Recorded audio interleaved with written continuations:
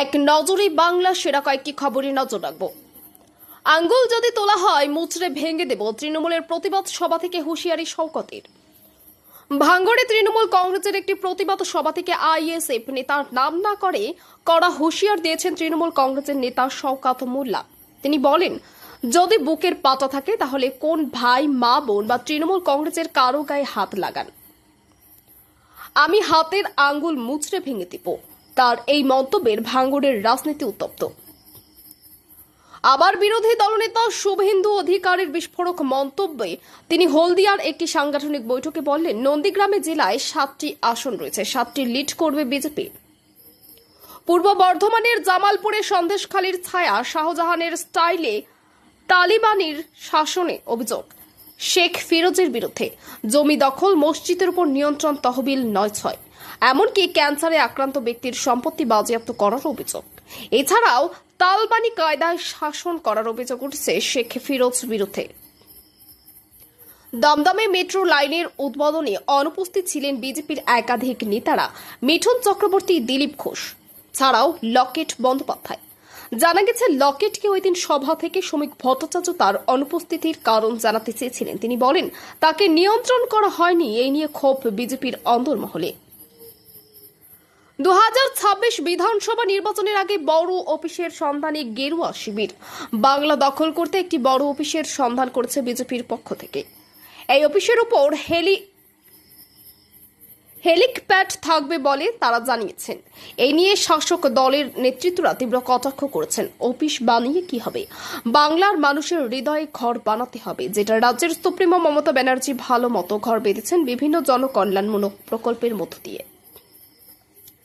জাতীয় কংগ্রেসের নতুন জেলা সভাপতি সংবর্ধনা অনুষ্ঠানে দুই গোষ্ঠীর মধ্যে সংঘর্ষ, মারপিট, ধস্তাধস্তি আলিপুরদুয়ারের জেলা কার্যালয়ে। অবশেষে পুলিশের আগমনে পরিস্থিতি নিয়ন্ত্রণে আসে। জানা গেছে, জেলা কংগ্রেসের কার্যালয়ে জাতীয় কংগ্রেসের সাংগঠনিক সভার পাশাপাশি নতুন সভাপতিদের সংবর্ধনার অনুষ্ঠান ছিল। সেই সভা চলাকালীন বিক্ষোভে সামিল হন কংগ্রেসের কর্মীরা। দেখতে দেখতে রণক্ষেত্রে পরিণত হয় আলিপুরদুয়ারের জেলা কার্যালয়। অবশেষে পুলিশের আগমনে পরিস্থিতি নিয়ন্ত্রণে আসে। জানা গেছে, এই মারপিটের জেরে একাধিক কংগ্রেস কর্মী আহত হচ্ছে। পুলিশের পোশাক পরে সামাজিক মাধ্যমে ছবি পোস্ট তৃণমূল কংগ্রেসের নেতারা। জানা গেছে, তিনি পূর্ব বর্ধমানের জামালপুরের বাসিন্দা, নাম শেখ ফিরোজ, তৃণমূল কংগ্রেসের দাপুটে নেতা। এলাকাবাসীদের ভয় দেখানোর জন্যই এই পোশাক পরে ফটো পোস্ট সামাজিক মাধ্যমে ছড়িয়ে পড়তেই শোরগোল বাংলার রাজনীতিতে। বঙ্গে মোদির সভায় লোক কম ছিল, এই নিয়ে বিস্ফোরক মন্তব্য করলেন বেঙ্গালুরু থেকে বাড়ি ফিরে দিলীপ ঘোষ। তিনি আরও বলেন, মোদির সভায় বাংলার নেতৃত্বদের ডাক পড়েনি। লোক কমের অন্যতম কারণ হিসেবে মঞ্চে উপস্থিত নেতৃত্বদের ইঙ্গিত দিয়েছেন। এছাড়াও তিনি বলেছেন, মোদির সভায় যারা উপস্থিত ছিলেন বেশিরভাগই ছিল দলবদল। শুভেন্দু অধিকারী, অর্জুন সিং, সজল ঘোষ, তাপস রায় ছাড়া অন্যান্যরা। এরা কি বিজেপি? এদের দেখে কয়টা মানুষ আসবেন, এই বলে নিজের দলের বিরুদ্ধে তীব্র কটাক্ষ করেছেন দিলীপ ঘোষ। সামনেই আসছে দুর্গাপূজা, বাজবে ঢাক বাজনা। এই ঢাকিরা ঢাক বাজাতে বিভিন্ন রাজ্য ছাড়াও বিদেশিও চান। এই ঢাকিদের যদি কেউ বাংলাদেশি বলে গ্রেপ্তার করে তাহলে জ্বলবে আগুন, সংসদ হবে অচল, এমনই বিস্ফোরক মন্তব্য করলেন বাঁকুড়ার সাংসদ অরূপ চক্রবর্তী। আবারও বর্ধমান সফরে মমতা ব্যানার্জি। একাধিক প্রকল্পের উদ্বোধন থেকে শুরু করে সাংগঠনিক সভা করবেন রাজ্যের সুপ্রিমো মমতা ব্যানার্জি। রাজ্যের সুপ্রিমো ও মমতা ব্যানার্জি অভিষেক ব্যানার্জির এর বিভিন্ন জেলা সফর ও সাংগঠনিক বৈঠক করে যাচ্ছেন, কারণ বছর ঘুরলেই রয়েছে 2026 বিধানসভা নির্বাচন। তৃণমূল কংগ্রেসের পক্ষ থেকে নিখুঁতভাবে সাজিয়ে নিচ্ছেন নিজের দলকে বলে জানিয়েছেন অভিজ্ঞরা। রাজ্য জুড়ে চলছে আমাদের পাড়া আমাদের। উত্তর দিনাজপুর জেলা পরিষদের সহকারী সভাধিপতি গোলাম রসুল মনি আজ গোয়ালপুকুর ব্লকের একাধিক ক্যাম্প পরিদর্শন করলেন। কি বলছেন তিনি, চলুন শুনে নিব। नौजवान साथी और बुजुर्ग बैठे हुए हैं, इन लोगों का भी शुक्रिया अदा करता हूँ। और छोटे छोटे बच्चे भी हैं यहाँ पर। बहुत अच्छा लगता है कि इन लोग भी देखने के लिए आया है। इसी दौर में हम लोग भी छोटे छोटे बच्चे थे तो हम लोग देखने के लिए आते थे। बड़ा बहुत अच्छा लग रहा है कि आज यहाँ पर द्वारा सरकार चल रहा है। अभी आप लोगों के सामने में हमारे प्रधान के रिबन खोले, हमारे सभापति के रिबन खोले, कि द्वारे सरकार का माने क्या है, द्वारे सरकार का मतलब क्या है। देखिए, हम लोग का द्वारे सरकार पहले भी हो रहा था, लेकिन ये जो यहाँ पर लगाया क्या है हमारे समाधान, ये स्कीम नहीं था उस द्वारे सरकार में। हमारे माननीय चीफ मिनिस्टर, हमारे ऑनरेबल चीफ मिनिस्टर, बंगाल के हमारे जननेत्री ममता दीदी इस स्कीम को द्वारे सरकार में लाया है। द्वारे सरकार में ला करके क्या बोली है हमारे ममता बनर्जी कि बूथ में, जिस संसद में आप लोग रहते हैं, जिस बूथ में आप लोग रहते हैं, ये लश्कर का बूथ है, लश्कर का बूथ में आप लोग रहते हैं, और भी 2 बूथ शायद यहाँ पर है, तीनों बूथ के आदमी आप लोग जहाँ रहते हैं, उस बूथ के अंदर, उस गांव के अंदर अगर कोई रास्ता खराब है, कोई ट्रेन खराब है, कहीं अगर चौक चौड़ाई है उस ग्राम के अंदर, गांव के अंदर, मान लिया कि शाम को हम लोग खाने के बाद रात को थोड़ा टहलने के लिए जाते हैं, तो जगह देखते हैं कि नहीं यहाँ पर खुला जगह है, यहाँ पर बैठा जाए, वहां के लिए एक लाइट का इंतजाम करने के लिए ये रुपया किया गया है आप लोगों के गांव को, आप लोगों के बूथ को, ताकि बूथ के आदमी सिलेक्शन करके चुन करके ये स्कीम दे 10 लाख का। और हमारे जो ब्लॉक के स्टाफ है, ग्राम पंचायत के स्टाफ है, सब मिल करके ये स्कीम को भेजेंगे जिला परिषद यानी डीएम साहब के पास। डीएम साहब ये स्कीम भेज देंगे डायरेक्ट कहां, जहां से हम लोगों को रुपया मिलेगा, नवन्नों से, यानी ममता बनर्जी के दफ्तर से, वहां पर जाकर के स्कीम हम लोग को बहुत जल्दी टेंडर प्रोसेस में लेके आने के लिए वहां से ऑर्डर कर देंगे। डीएम साहब को बोल देंगे, डीएम साहब बीडीओ साहब को बोल देंगे कि 7 दिन के अंदर टेंडर की जाए, यानी दिसंबर महीना तक उसका जितने भी रुपया दिया है हमारे ग्वालपुर ब्लॉक में, यानी हमारे ग्वालपुर में 236 बूथ है, लगभग 24 करोड़ रुपया, दिसंबर तक सारा रुपया खत्म करना पड़ेगा।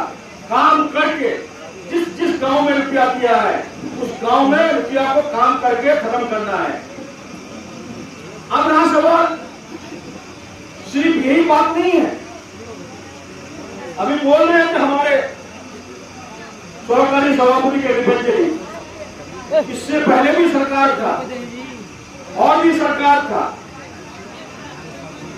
लेकिन गांव में कोई नहीं जाता था, गांव के अंदर कोई डीएम साहब नहीं जाते थे, कोई बीडीओ साहब नहीं जाते थे, कोई बड़ा बड़ा चीफ सेक्रेटरी आते थे नहीं जाते थे। लेकिन ये ममता बनर्जी की हुकूमत में आज हमारे डीएम साहब पंजीपुरा में द्वारा सरकार हो रहा है, वहां जाकर के आदमी सबको जाकर के पूछा, आदमी सबसे मुखातिब हुआ कि तुम्हारे यहाँ पर कैसा कैसा काम पकड़े हो, वो मैप सब देख करके डीएम साहब काफी खुशी हुई। ग्वालपुर में जिस तरह का मैपिंग कर रहे हैं आप लोग, जिस तरह से काम करने के लिए आप लोग आगे आए हैं, मैं इनके लिए वेलकम कर रहा हूँ। डीएम साहब खुद बोल के गए पंजीपुरा से।